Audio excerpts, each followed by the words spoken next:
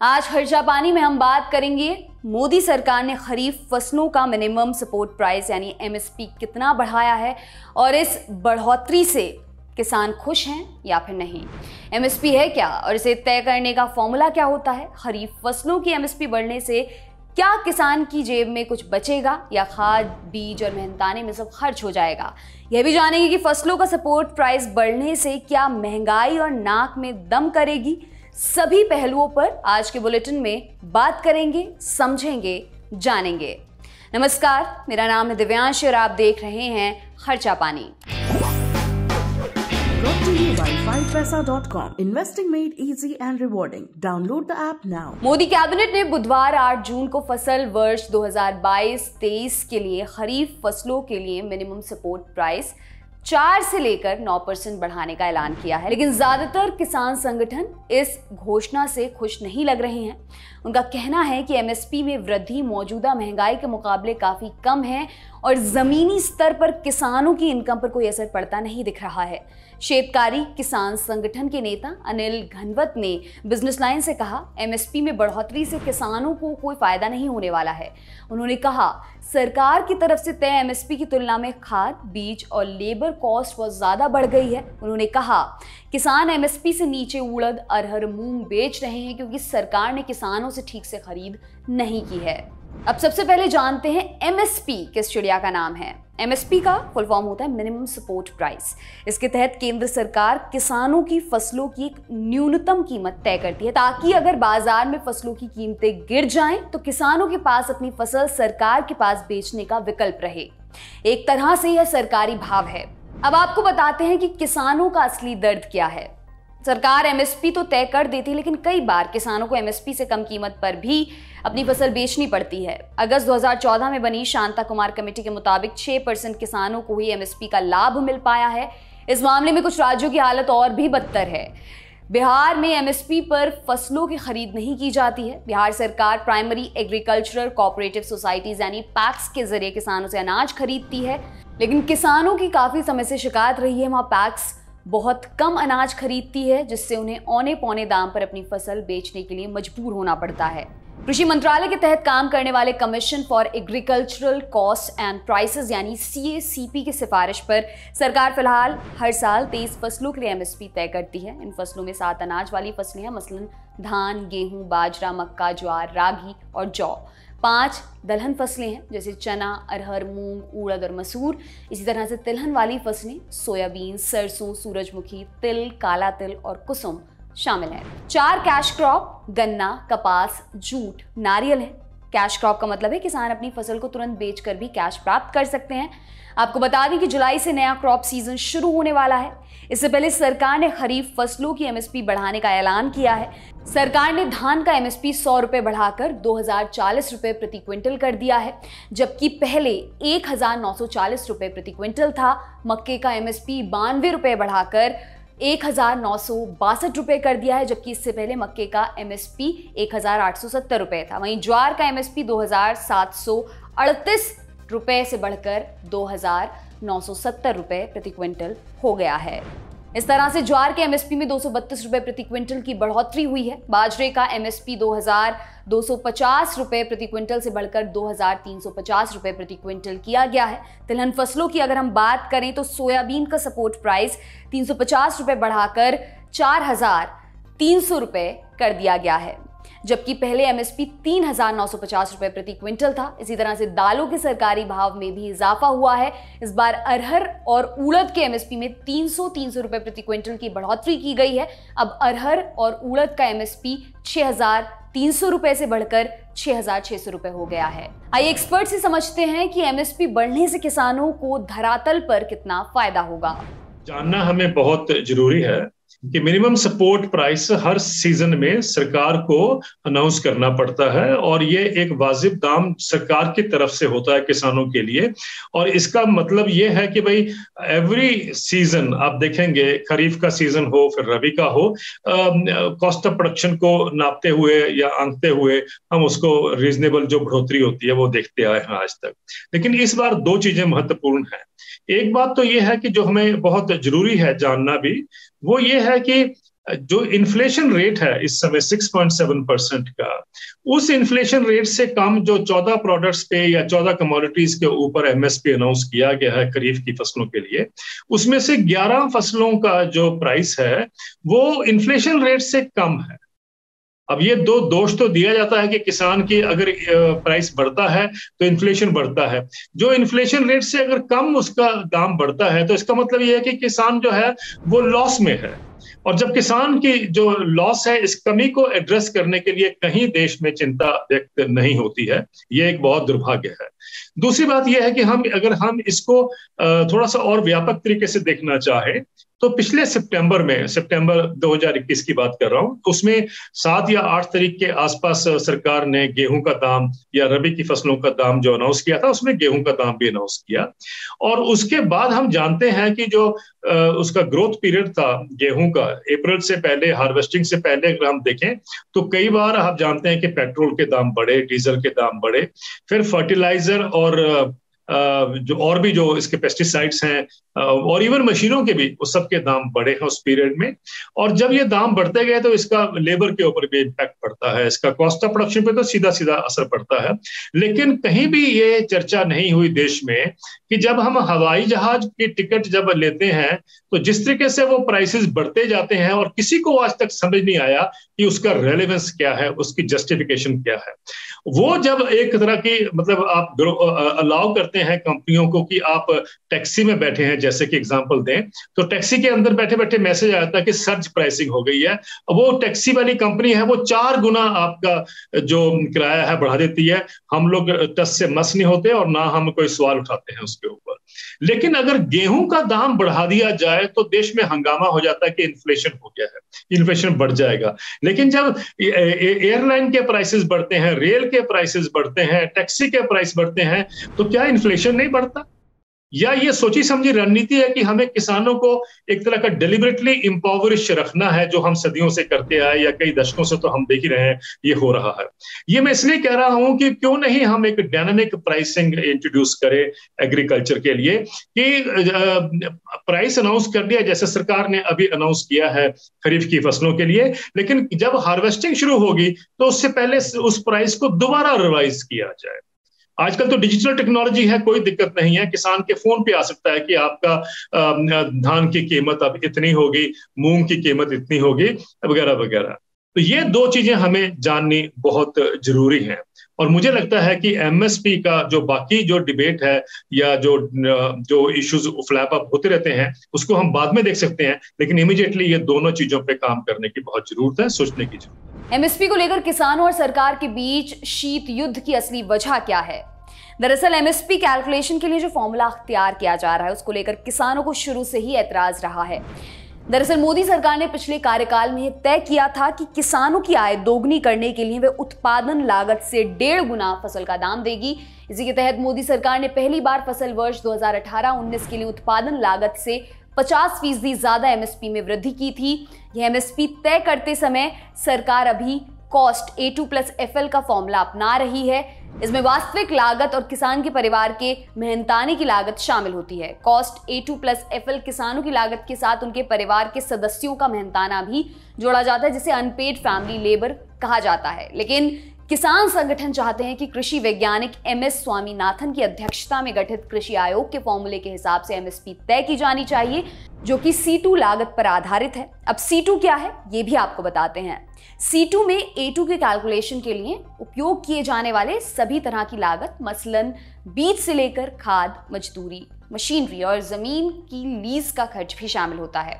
मौजूदा एमएसपी का कैलकुलेशन किसानों को क्यों नहीं भा रहा है, इस बारे में एक्सपर्ट का नजरिया भी जानते हैं। कि स्वामीनाथन कमीशन ने साफ कहा था कि जो 50% प्रॉफिट दिया जाएगा प्राइसेस में, वो उनका ये कहना था, या उन्होंने इसमें स्पष्ट किया था कि कॉम्प्रिहेंसिव कॉस्ट होती है जिसको हम C2 कॉस्ट कहते हैं। C2 कॉस्ट के ऊपर 50% प्रॉफिट जोड़ के किसानों को दिया जाए।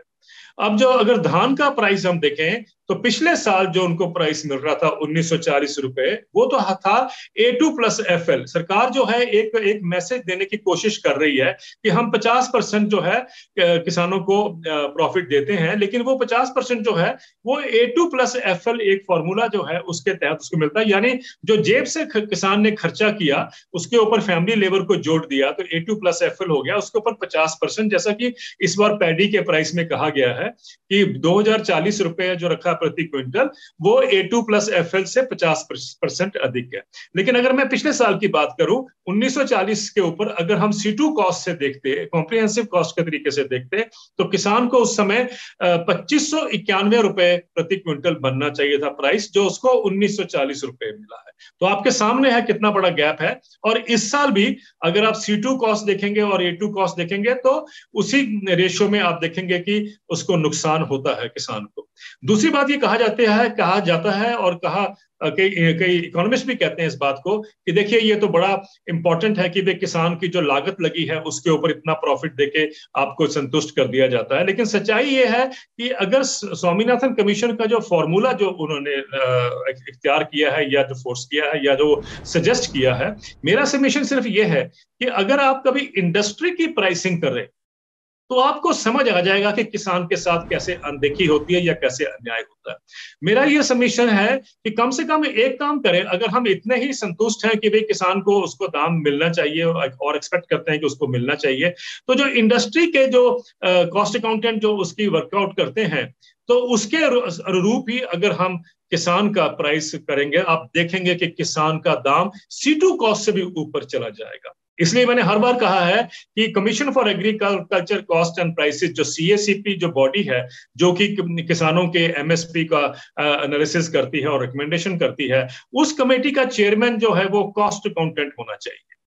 क्योंकि इकोनॉमिस्ट ने बहुत साल से कर लिया है और इकोनॉमिस्ट ने जितना भी कर लिया उससे किसानों को नुकसान हुआ है। आई थिंक अब एक टाइम आ गया है कि हम कॉस्ट अकाउंटेंट को लेके आए जो हमारी कॉस्टिंग करे, तब पता चले कि किसान को कितना रियलिटी में मिलना चाहिए, कितना हम उसको दे रहे हैं। और जैसा कि मैंने बहुत बार कहा है कि we have actually kept agriculture deliberately impoverished. हमने जानबूझकर किसानों का दाम कम रखा है क्योंकि उसी से इकोनॉमिक रिफॉर्म्स जो है वो वायबल रहते हैं। इस चक्रव्यूह को हमें तोड़ना है और उसी के लिए हमें एक नया फॉर्मूला, स्वामीनाथन कमीशन का तो बिल्कुल सजेशन ठीक है, उसको हम पहला स्टेप लें। उसके बाद हम कॉस्ट अकाउंटेंट्स के एक जो कम्युनिटी है उसमें से हम किसी डिस्टिंग्विश्ड कॉस्ट अकाउंटेंट को कमेटी का चेयरमैन बनाएं, ताकि वो इंडस्ट्रियल पैटर्न पे एग्रीकल्चर के प्राइसेस भी जो हैं वो वर्कआउट किए जाए। अब आते हैं सरकार की मजबूरी पर। सरकार पर महंगाई का जबरदस्त प्रेशर है। इसकी झलक आपको 8 जून को खत्म हुई मॉनेटरी पॉलिसी कमेटी की बैठक में भी देखने को मिल चुकी है। बढ़ती महंगाई को काबू में करने के लिए RBI ने 1 महीने के भीतर बैक टू बैक 2 बार ब्याज दरें बढ़ाने का फैसला किया है। साथ ही केंद्रीय बैंक को अपना उपभोक्ता महंगाई दर अनुमान भी रिवाइज कर 6.7% करना पड़ा है। अप्रैल में थोक महंगाई बढ़कर 15.08% हो गई, जो पिछले 1.5 दशक में सबसे अधिक है। आपको बता दें, गेहूं, खाद्य तेल और टमाटर की खुदरा कीमतों में पिछले 1 साल में सबसे तेज उछाल देखा गया है। उपभोक्ता मामलों के विभाग के अनुसार गेहूं की खुदरा कीमतें 1 साल पहले की तुलना में 13% से अधिक बढ़कर 30 रुपए प्रति किलोग्राम हो गई हैं। इसके अलावा खाने का तेल, खासतौर से पाम और सूरजमुखी के तेल की कीमतें पिछले 1 साल में 16% तक बढ़ी हैं। इसी तरह से सरसों के तेल का भाव 7% उछला है। चावल की कीमतों में लगभग 1.7% की बढ़ोतरी देखने को मिली है। टमाटर भी पिछले साल के मुकाबले 163% उछल चुका है। रिजर्व बैंक के गवर्नर शक्तिकांत दास ने बुधवार को कहा कि आने वाले दिनों में महंगाई बढ़ने का प्रेशर बना रहेगा। बुधवार 8 जून को रिजर्व बैंक ऑफ इंडिया ने रेपो रेट में 50 बेसिस पॉइंट्स यानी 0.50% की बढ़ोतरी का ऐलान किया है। यह लगातार दूसरा महीना जब RBI ने रेपो रेट में बढ़ोतरी की है। RBI के इस कदम से सभी तरह के कर्ज महंगे हो जाएंगे। रिजर्व बैंक ने रेपो रेट को 4.40% से बढ़ाकर 4.90% कर दिया है। इससे पहले बढ़ती महंगाई पर लगाम कसने के लिए RBI ने 4 मई को भी सबको चौंकाते हुए रेपो रेट में 40 बेसिस पॉइंट्स की बढ़ोतरी कर दी थी।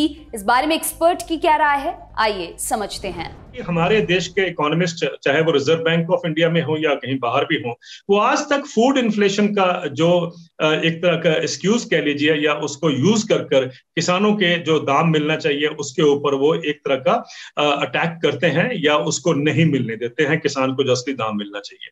मेरा ये मानना है सर कि फूड इन्फ्लेशन का नाम बदल देना चाहिए। फूड इन्फ्लेशन का नाम एक्चुअली अब ग्रीडफ्लेशन करना चाहिए। ये फूड के करके दाम नहीं बढ़ रहे हैं, ये दाम बढ़ रहे हैं लालच जो इंडस्ट्री में है। और वो लालच का मैं आपको 2-3 उदाहरण देना चाहता हूं सर। आप ये देखिए कि अभी जो पिछले कई सालों से हम देख रहे हैं कि जो फूड प्राइसेस हैं, स्पेशली व्हीट और पैडी का देखें तो वो 2.5% ज्यादा, 2.5% 3% बढ़ते हैं।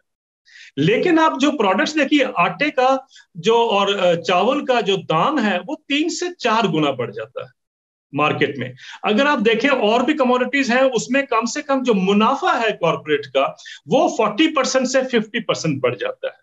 अगर आप कभी सुपरमार्केट में जाएं और ध्यान से जरा उसकी देखें, शॉपिंग करें, तो एक नया पैटर्न में देख रहा हूं साहब।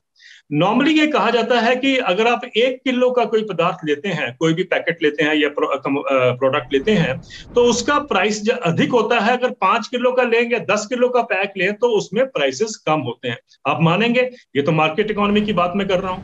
लेकिन अगर आज आप जाते हैं, आपको मैं ढेर सारे प्रोडक्ट्स गिनवा सकता हूं जहां पर 1 किलो का अगर आप पैक लेते हैं तो उसका दाम जो है, और अगर आप 5 किलो का उसी चीज का दाम पैकेट लेते हैं तो 5 किलो का दाम ज्यादा है 1 किलो के पैकेट से।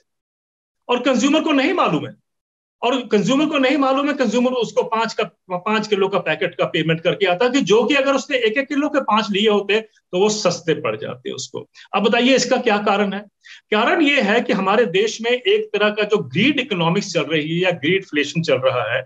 ये सिर्फ हमारे ही देश में नहीं है। आपको मैं एक और बताना चाहता हूं कि अमेरिका में राष्ट्रपति जो हैं उनके, जो बाइडेन साहब ने, उन्होंने अभी हाल में कहा कि लाइव स्टॉक जो बहुत इंपॉर्टेंट सेक्टर है अमेरिकन इकोनॉमी का, जिसमें ये बीफ भी है, चिकन भी है, मटन भी है, ये सब जो बिकता है, उसमें 4 कंपनियां हैं वहां पर अमेरिका में जिनका 85% मार्केट शेयर है।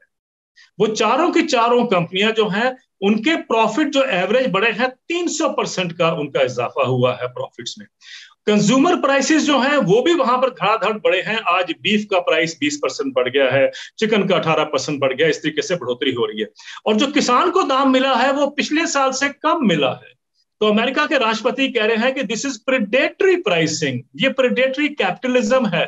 और ये सिर्फ यहां तक सीमित नहीं है। आप देखें कि भाई commodity after commodity in America, वहां पर जो प्रॉफिट्स हैं कंपनियों के वो 200, 300, 400% बढ़ गए हैं, जिससे उन्होंने सीईओज और टॉप मैनेजमेंट को जो बोनस दिए हैं, पैकेज दिए हैं, वो बढ़ा दिए हैं।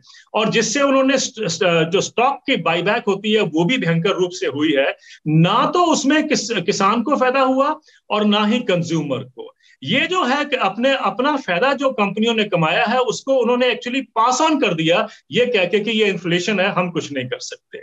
देखिए कितना इंटरेस्टिंग ये विकास का एक मॉडल हमारे सामने आ रहा है। मार्केट इकोनॉमी ने जो एक हम सब इसकी प्रशंसा करते हैं कि मार्केट्स विल परफॉर्म। लेकिन मुझे ये बताइए कि इंडिया में पिछले साल में, 1 साल में मारुति कार ने अपने कीमतें 3 बार बढ़ा दी।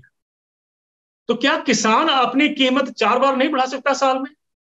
अगर मारुति कार के लिए हम सब एक्सेप्ट करते हैं कि हाँ ये तो इनकी कॉस्ट ऑफ प्रोडक्शन बढ़ गई है, तो क्या किसान की कॉस्ट ऑफ प्रोडक्शन नहीं बढ़ी है? मैंने आपको उदाहरण दिया था कि गेहूं का दाम में पूरे पीरियड में प्राइस तो बढ़ा ही नहीं, किसान को तो उसी पे सहना पड़ा जो मिला सरकार ने जो अनाउंस किया। अब देखिए ना, पंजाब में जो हीट वेव का इंपैक्ट हुआ था, पंजाब में 15 से 20% शॉर्टफॉल हुआ। सिर्फ पंजाब में ही आंका गया है कि 7,200 करोड़ रुपए का किसानों को नुकसान हुआ। कहीं इसकी भरपाई की बात हो रही है? लेकिन यह है कि हम कहते हैं कि साहब inflation, reserve bank of India को भी दोबारा सोचना पड़ेगा। मेरा मतलब है, मेरा कहना है कि एग्रीकल्चर में रिजर्व बैंक ऑफ इंडिया का एक बहुत बड़ा रोल है, जो खेती आज संकट से बाहर नहीं निकल रही है। और यही एक कारण है हमें जानना है कि reserve bank of India food inflation कर करके हमने किसानों को दबाया हुआ है, उनको हम उसका हक जो मिलना चाहिए नहीं दे रहे हैं। ये था आज का खर्चा पानी। ये बुलेटिन आपके लिए लिखा है हमारे साथी प्रदीप यादव ने। आप अपनी राय या कमेंट बॉक्स में जरूर दें। अगले एपिसोड तक अपना खूब ख्याल रखें। शुक्रिया।